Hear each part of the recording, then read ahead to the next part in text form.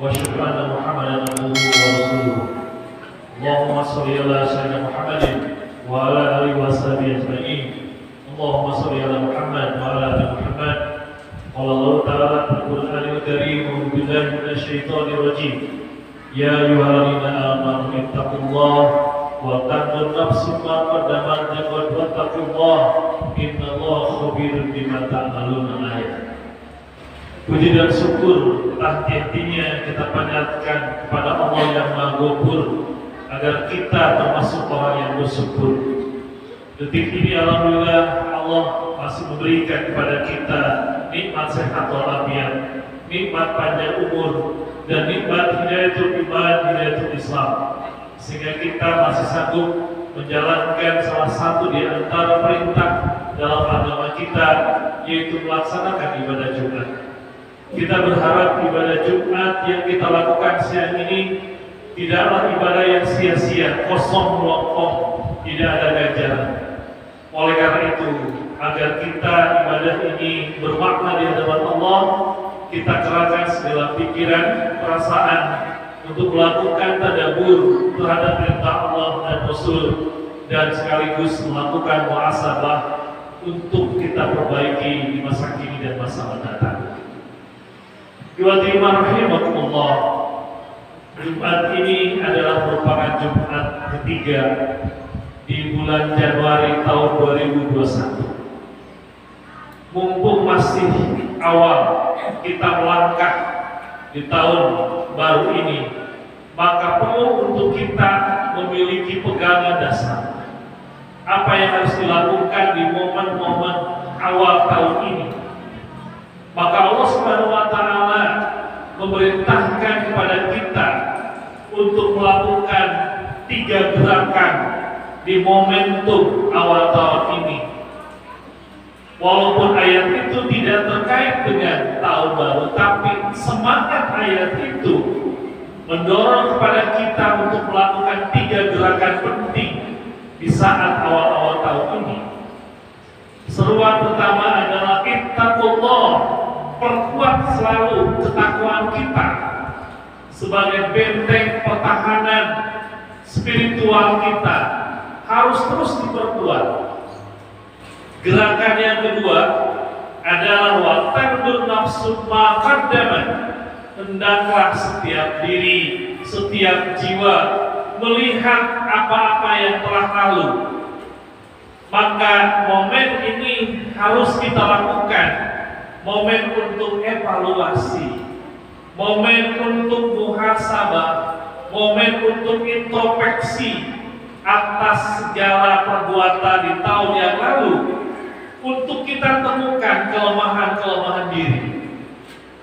Maka rahimahullah, mengapa penting kita melakukan evaluasi, melakukan muhasabah diri, melakukan hisab diri? Karena yang pertama, jatah kehidupan kita di planet bumi ini sudah berkurang 1 tahun. Maknanya berarti panggilan kematian sudah semakin mendekati kita.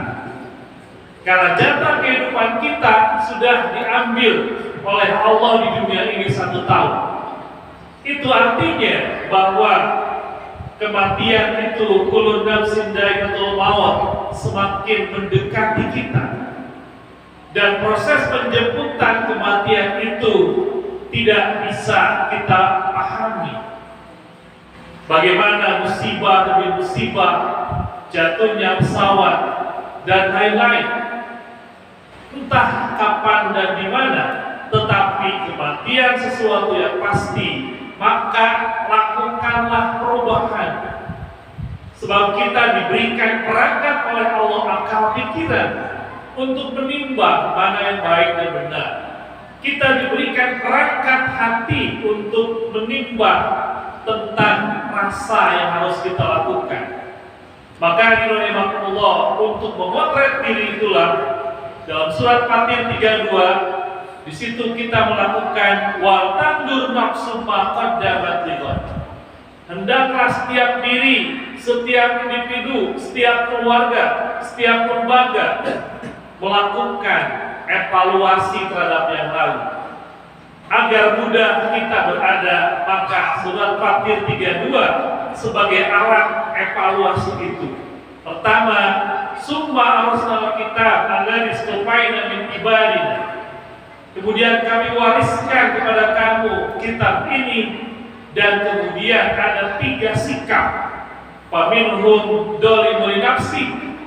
Di antara mereka ada yang menzolimi diri sendiri. Yaitu zalimul nafsi adalah orang-orang yang dia beragama, dia suka membaca Quran, tapi banyak melakukan perbuatan dosa-dosa besar. Senang melakukan pelanggaran terhadap perintah Allah dan Rasul. Senang tidak melakukan sholat subuh. Senang tidak melakukan perintah-perintah Allah. Banyak melakukan korupsi, manipulasi, perzinahan, dan lain-lain. Jadi yang pertama ini Allah memberikan satu gambaran bahwa ada orang yang dikenal gelarnya sebagai dolimul nafsi.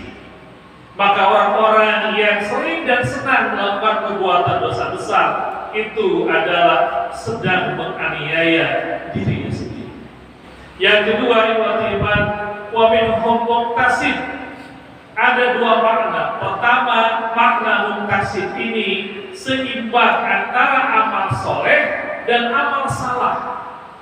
Orang ini banyak melakukan kebaikan, amal soleh, tapi banyak juga melakukan amal salahnya. Sering dia melakukan sholat, sering dia melakukan sholat fardu, tapi di luar sholat fardu banyak perilaku amal salah. Melakukan kemaksiatan, perzinahan, dosa pada orang tua, kezaliman, dan lain-lain. Atau tafsir lain mengatakan bahwa disebut muqtasid, dia hanya melakukan kewajiban tapi lalai terhadap ibadah-ibadah sunnah. Maka yang ketiga, sabiqun wa minhum sabiqun bil khair. Orang-orang yang respon cepat dalam melakukan ibadah, senantiasa tedingke-engke dalam ibadah, sholat 5 waktu, berjamaah, beramal soleh, beralamul karimah, ibadah sunnahnya jalan, sholat duhanya dia lakukan, sholat tahajudnya dia lakukan, paket komplit, melakukan ibadah wajib dan ibadah sunnah. Nah, hadirin, bercerminlah dengan ayat ini. Di 2020 kemarin kita termasuk pada yang mana? Kalau kita berada di zalimul nafsi, segera banting setir untuk ya ayyuhalladzina amanu tubu ilallahi taubatan nasuha. Segera bertobat sebelum ajal malaikat Israel menjemput kita. Tidak kenal batas usia muda dan tua. Kita tidak tahu umur itu ada, tapi yang pasti bakal datang. Maka momen awal ini mari kita lakukan menjadi orang yang berada di sabiqun bil khair, orang-orang yang senantiasa berada dalam ibadah, senantiasa melakukan tawaf dalam lingkaran ibadah kepada Allah Subhanahu wa taala.